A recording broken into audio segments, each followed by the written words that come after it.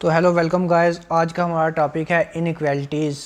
Reasoning की एक section है जो बहुत इजी सेक्शन है। आप 1 या 2 मिनट में 5 मार्क्स इजीली ले सकते हो। और हमने टेलीग्राम पे एक पोल किया था जिसमें मैंने पूछा था कि इनइक्वालिटीज़ में किसको डाउट है। तो अबाउट 60% बच्चे ऐसे थे जिनके डाउट आ रहा था, तो मैंने सोचा क्यों ना इस पर एक वीडियो बना दी जाए जिससे सभी आपके डाउट हैं वो क्लियर हो जाएं। और गाइस, मैंने आपको पहले भी बताया है, हमारा जो मेन मोटिव है वो ये है कि हमने 60 मिनट में 100 क्वेश्चन करने हैं आने वाले बैंक के एग्ज़ाम में।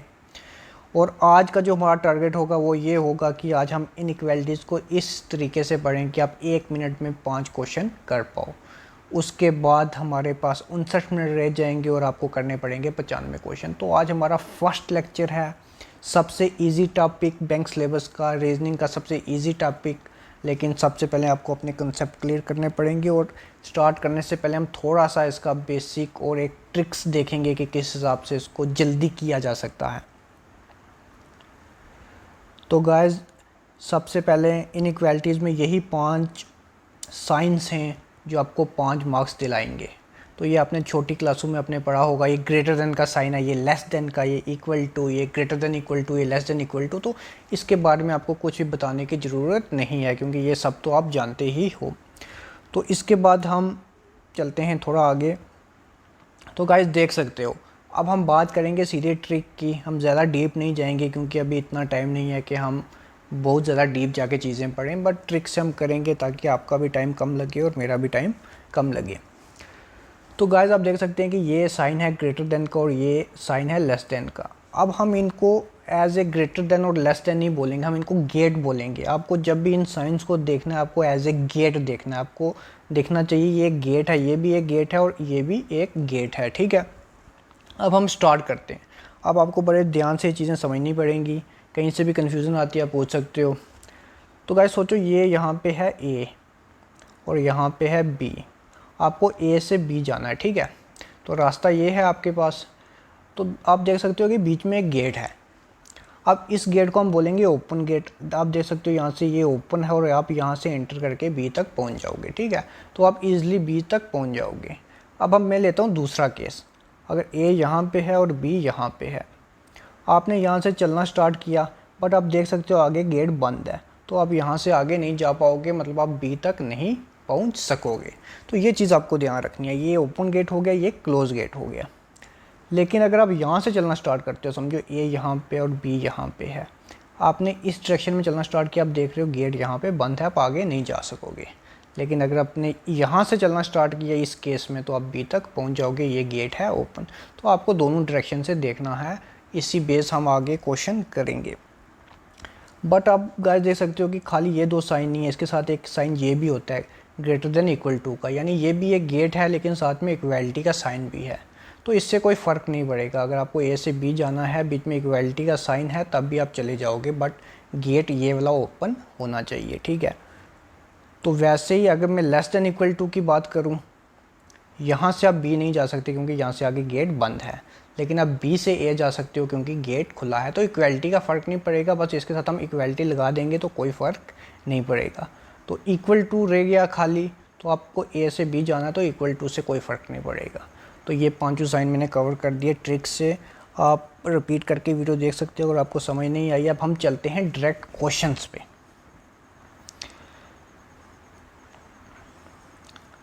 तो गाइस ये है फर्स्ट क्वेश्चन, ठीक है। ये पूरा आपको क्वेश्चन देखना है।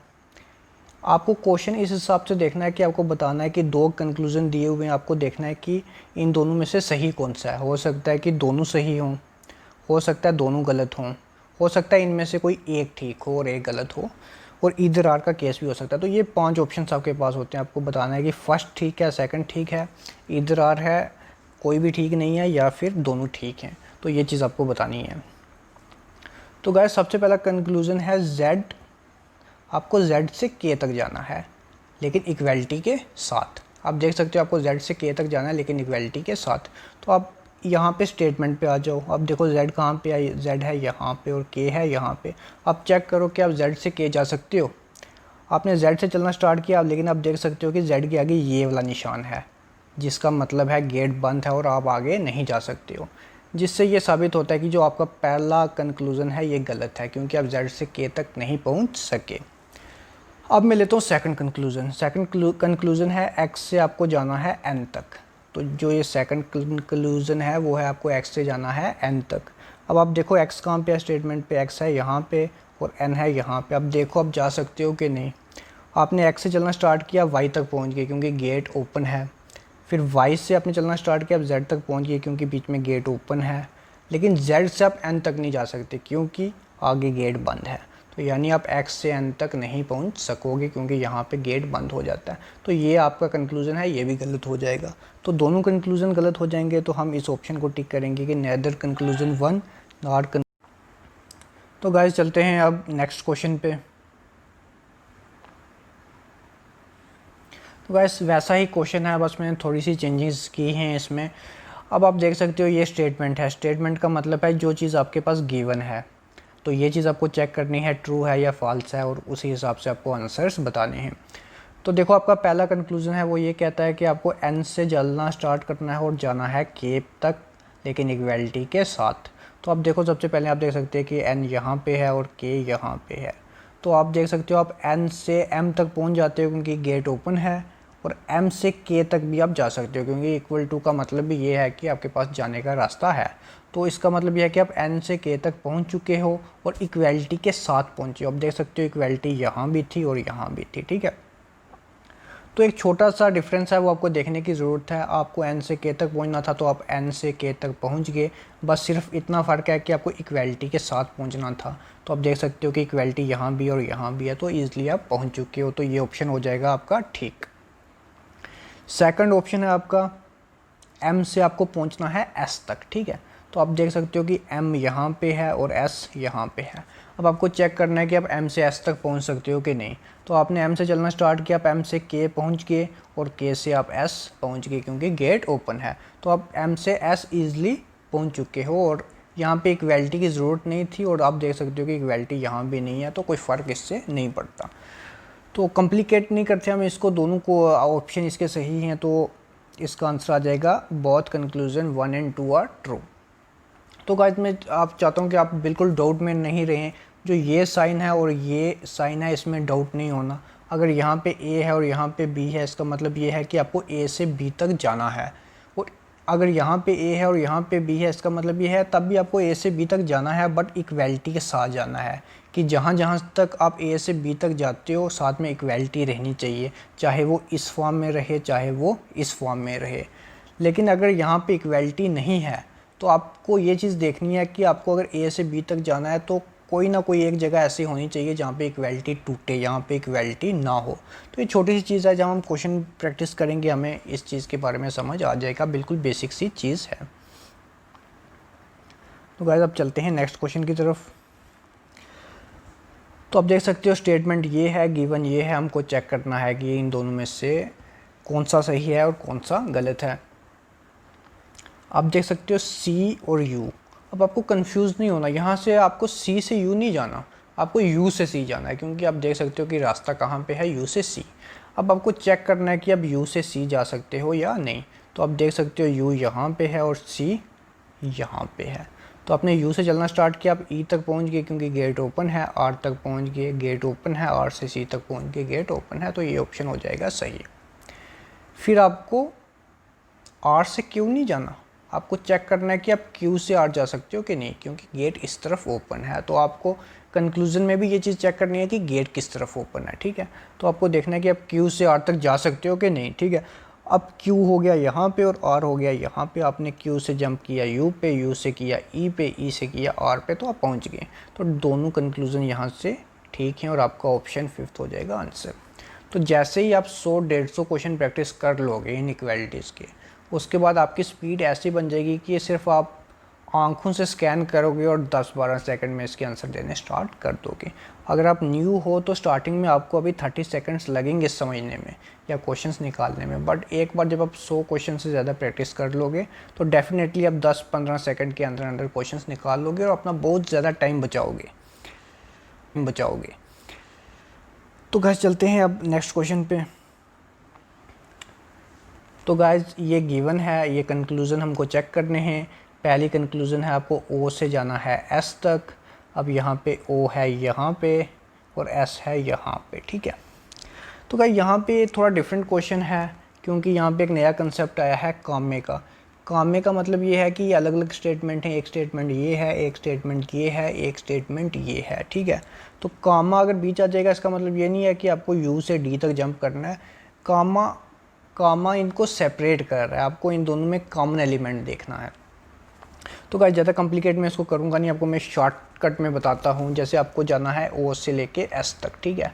ओ यहाँ पे है, ठीक है। आप सबसे पहले ओ को देखो, तो अब देखो ओ से आप लेफ़्ट तो जा नहीं सकते क्योंकि रास्ता बंद है, तो आप ओ से चलो यू तक, ठीक है।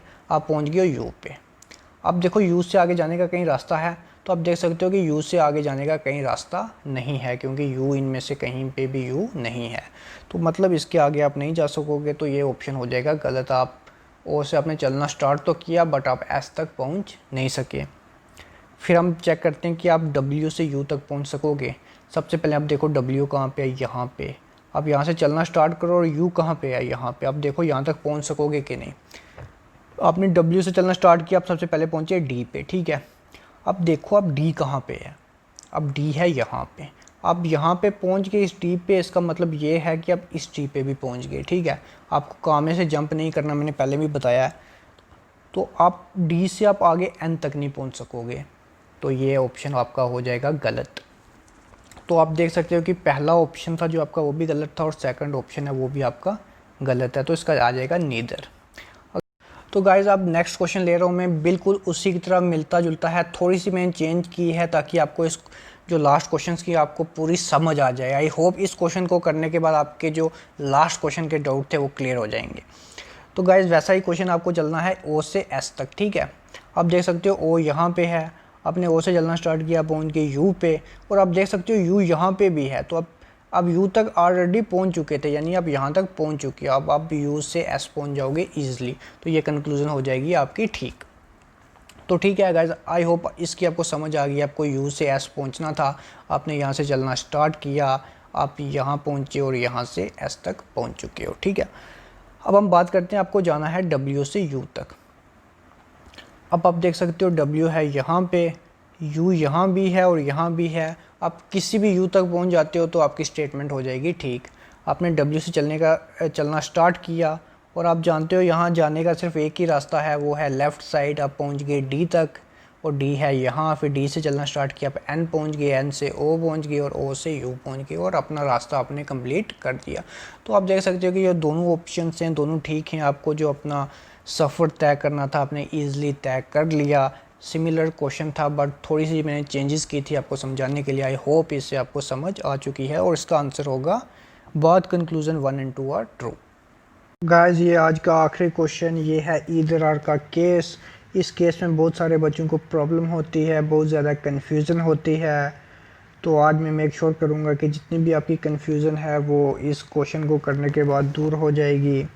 तो काफ़ी कन्फ्यूज़न है ईदर आर केस में, और हम इस क्वेश्चन को करते हैं सबसे पहले, फिर हम समझेंगे इसके पीछे का लॉजिक क्या है। तो गाइस आप देख सकते हो कि ये आपके पास है गिवन, और ये कंक्लूजन है, आपको देखना है सही है या गलत है। तो आप देख सकते हो कि सबसे पहला कंक्लूजन है u is equal to H. तो आप सामने देख सकते हो कि u g के बराबर है, लेकिन g ज़रूरी नहीं है कि h के बराबर हो, पर अब उससे मतलब ग्रेटर देन भी हो सकता है, बड़ा भी हो सकता है। तो पहला कंक्लूजन है जो इसका गलत हो जाता है। अब जो इसका दूसरा कंक्लूजन है वो ये है h is smaller than u, या आप इसको ऐसे भी सोच सकते हो कि u is greater then h। आपको जाना है u से h तक। अब आपने u से चलना स्टार्ट किया, अब g तक पहुंच गए, और g से आप पहुंच गए h तक। बट एक प्रॉब्लम है, आप u से h तक तो पहुंच गए हो, बट आपको पहुंचना था बिना इक्वलिटी के।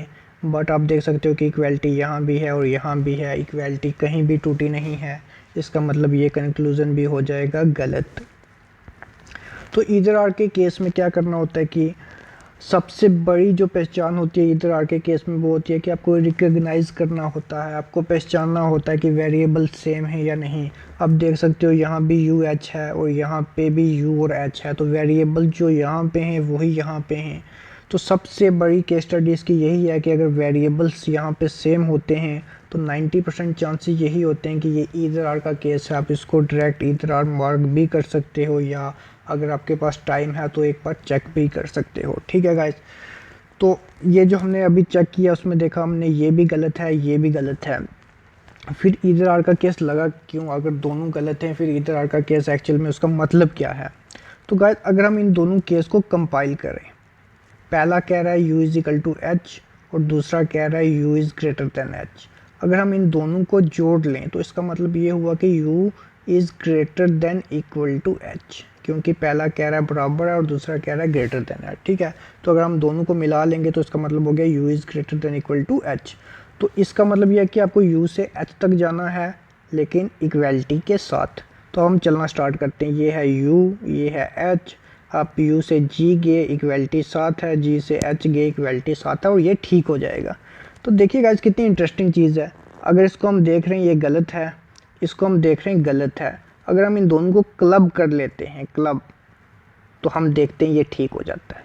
अकेले में ये दोनों गलत हैं, अगर दोनों मिल जाते हैं तो ये आंसर ठीक हो जाता है। तो ये बहुत इंटरेस्टिंग सी चीज़ है। ईदर आर के केस का यही मतलब है कि अगर ये अकेले में गलत हैं बट जब हम इनको कंबाइन करेंगे, मर्ज करेंगे तो ये जो हैं ठीक हो। तो गाइस अगर अभी भी आपको ईदर आर के केस में थोड़ी कन्फ्यूज़न है, ये रही आपके पास आखिरी एग्जांपल, होप उसके बाद सब क्लियर हो जाएगा। लेट अस सपोज दो बंदे हैं, एक है ए और दूसरा है बी।